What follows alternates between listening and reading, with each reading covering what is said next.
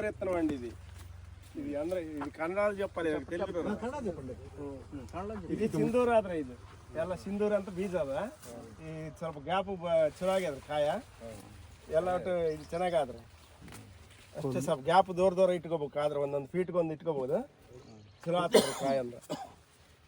Sir ಇದೇ ಊರು ಸುಂಕೇಶ್ವರ ಅಲ್ರಿ. ನಿಮ್ಮ ಹೆಸರು? ನಮ್ಮ ಹೆಸರು ಸುಬ್ಬಾರಾವ್ ರೀ. ಸರ್ ಏ ಡಿಸ್ಟಿಕ್ ಎಲ್ಲಿ ಬರ್ತದೆ ಸರ್? ದೇವದುರ್ಗ ಡಿಸ್ಟ್ರಿಕ್ಟ್. ಎಲ್ಲ ತಾಲೂಕು ದೇವದುರ್ಗ ಜಿಲ್ಲಾ ರೀ దగ్గర కాపు ప్లస్ కాయ మీరు చెప్పాలి, మీరు చూసింది కరెక్ట్ అది. ಪರವಾಗಿಲ್ಲ. ಡ್ರಾಪಿಂಗ್ ಏನಿಲ್ಲ కదా ಸರ್? ಡ್ರಾಪಿಂಗ್ ಏನಿಲ್ಲ, ಡ್ರಾಪಿಂಗ್ ಏನಿಲ್ಲ. ಎಲ್ಲ ರೈತರು ಮಾಡ್ಬೇಕು. ಮಾಡ್ಬೋದ್ರಿ ಎಲ್ಲ ರೈತರು. ಸರ್ ಎಲ್ಲ ರೈತರಿಗೆ ಸ್ವಲ್ಪ ದೂರ ಸ್ವಲ್ಪ ಒಂದೊಂದು 1.5 ಫೀಟ್ಗೆ ಹಾಕೋಬೇಕ್ರಿ ಒಂದೊಂದು ಗಿಡ ಅಷ್ಟೇ. ಕಾಯಿ ಸೈಜ್ನು ಚಲೋ ಸರ್? ಕಾಯಿ ಸೈಜ್ನು ಪರವಾಗಿಲ್ಲ. ಸರಿ ಸರ್, ರೈತರಿಗೆ ಏನೇನು ಹೇಳ್ತೀರಿ ನೀವು? ಒಂದು ರೈತರಿಗೆ ಚಲೋ ಅದಂತ ಹೇಳ್ತೀರಿ, ಮತ್ತೇನೇ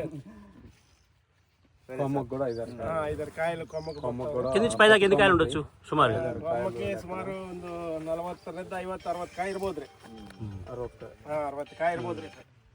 పల్లికొంద 4 ఇటుకొందను ప్రతి కొమ్మ 5-4. ఎంత దిగుబడి ఎంత ఎక్స్పెక్ట్ చేయొచ్చు?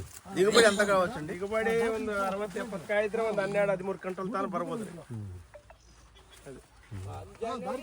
Okay, thank you. 7 ఈ వానలకి